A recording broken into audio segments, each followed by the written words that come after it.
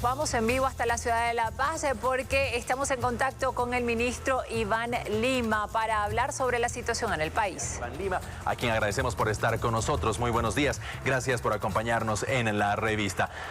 Minutos atrás, por favor, hablábamos con el presidente de la Cámara de Diputados y él nos precisó cuándo exactamente estará abrogada la ley 1386. En ese entendido, ¿en cuánto tiempo espera el gobierno cerrar este tema? ¿Martes, miércoles, tal vez? Mire, lo más pronto posible. La línea que tiene el gobierno es de cumplir su compromiso, la palabra empeñada se cumple, hay plazos que tienen que respetarse de acuerdo al reglamento. La sesión de las 18 pasa previamente por informes de comisiones, de comités, y esta burocracia legislativa tiene que cumplirse para justamente lograr una norma que esté marcada en nuestra Constitución. Creo que mientras más pronto lo logremos, es ideal para el país. ¿Cuántas horas significan esto, ministro? Usted es abogado, conoce justamente de los procedimientos que se van a desarrollar. Mire, la realidad es que hay un consenso nacional. Lo que habría que preguntarles a las bancadas de Creemos y Comunidad Ciudadana. Ellos en la aprobación en grande pueden utilizar todo su tiempo como oradores y pueden darlo cada uno de ellos. No son bancadas significativas, pero tienen una cantidad importante de asambleístas, de diputados que podrían hablar durante muchas horas. Si hay un consenso y el país está de acuerdo en la abrogación, lo correcto es que esto sea un trámite que dure pocas horas. No es algo que podamos determinar, es algo que está también en la palabra de los dos jefes de los dos partidos políticos de oposición, pero esperemos que el día de hoy tengamos ya una luz y el tema solucionado en diputados para que mañana senadores pueda terminar el trabajo y se promulgue inmediatamente la norma. Ministro, buenos días. Gabriela Oviedo lo saluda. Gremialistas y transportistas decidieron mantener sus protestas y paros hasta que la Asamblea haga efectiva la abrogación de la ley 1386. ¿Por qué cree que estos sectores populares no les basta con la palabra del presidente Luis Arce? Mira, yo entiendo que la palabra del presidente Arce siempre ha sido consecuente, siempre ha sido firme, y en este momento lo contrario, veo que hay una voluntad del país de volver a la estabilidad, volver a trabajar, volver a generar condiciones entre los gremiales y los transportistas. Inclusive te diría que esta situación se va a ir normalizando en el transcurso de las horas. Creo que el liderazgo de los dirigentes sindicales, de los partidos políticos, del gobierno, tiene que tener madurez, y la madurez parte por encontrar soluciones. En las próximas horas vamos a ver un grado de madurez del pueblo, de quien tiene que salir día a día a lograr el pan para su mesa, para su familia, y no solamente 2 días de abastecimiento que de verdad a mí me parecen personalmente una burla a un gran sector del país que tiene que construir sus ingresos y sus recursos cada día. Me parece que acá hay una situación que debemos seguir trabajando los bolivianos. La palabra empeñada es la palabra cumplida y es lo que va a hacer el presidente Arce. Representantes del transporte pesado dicen que estuvieron casi un mes tocando las puertas del gobierno para pedir la abrogación de la ley 1386, pero que no fueron escuchados. ¿Por qué el gobierno esperó que haya protestas y violencia para escuchar este pedido?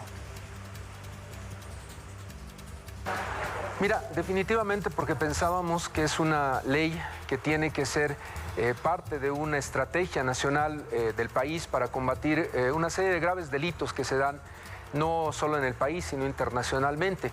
La posición que tiene el gobierno, el presidente Arce, es la de abrogar la norma, y esa es la situación que se va a traducir en la Asamblea Legislativa.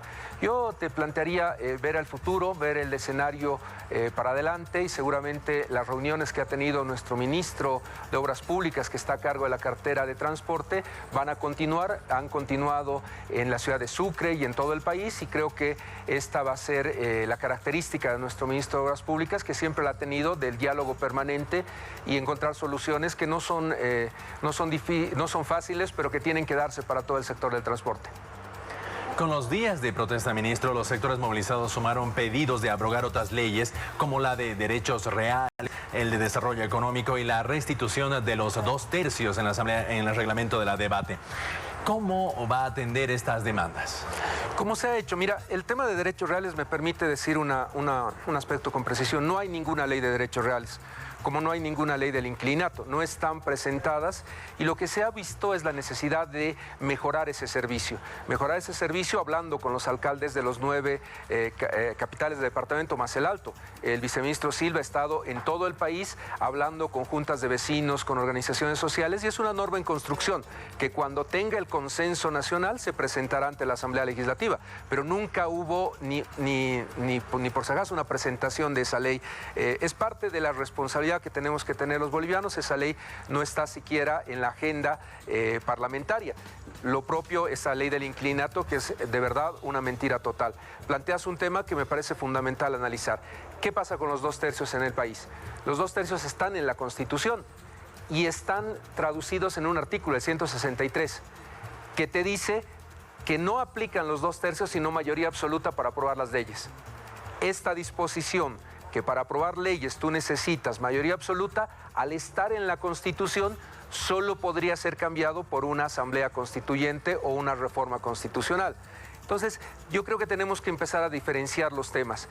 El reclamo de Centarrec y los parlamentarios de Creemos es al reglamento de la Cámara de Diputados y Senadores, porque ellos piensan que debería tener algunas otras temas administrativos y el ascenso de generales de la Policía y Fuerzas Armadas, la característica de tener 2/3 de votos. Ese reclamo lo han llevado a la Asamblea Constituyente, la cual en la sentencia 249-2020 y 250-2020 les ha rechazado todos sus argumentos jurídicos. Entonces, creo que acá hay un escenario en el que no se está diciendo toda la verdad.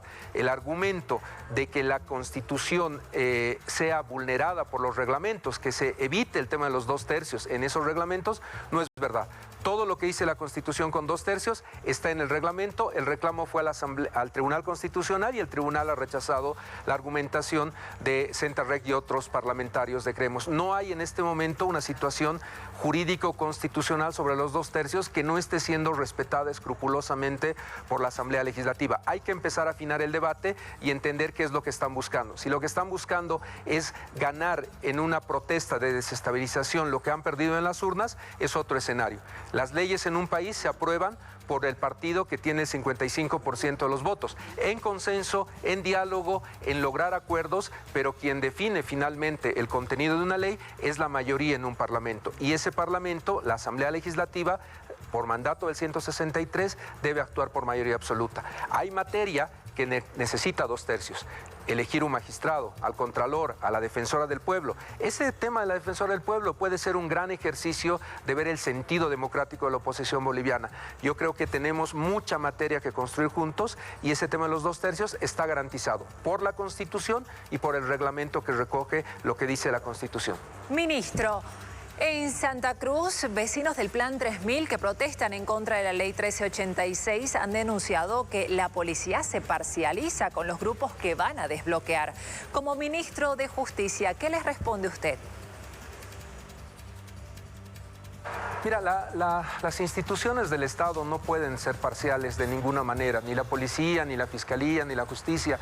Si algo se quiere en la reforma judicial es que toda la estructura del Estado, al momento de institucionalizarse, al momento de generar los ascensos, de elegir vocales, de elegir fiscales, logre entender que la función del policía, del fiscal y del juez es de absoluta imparcialidad con todos los sectores.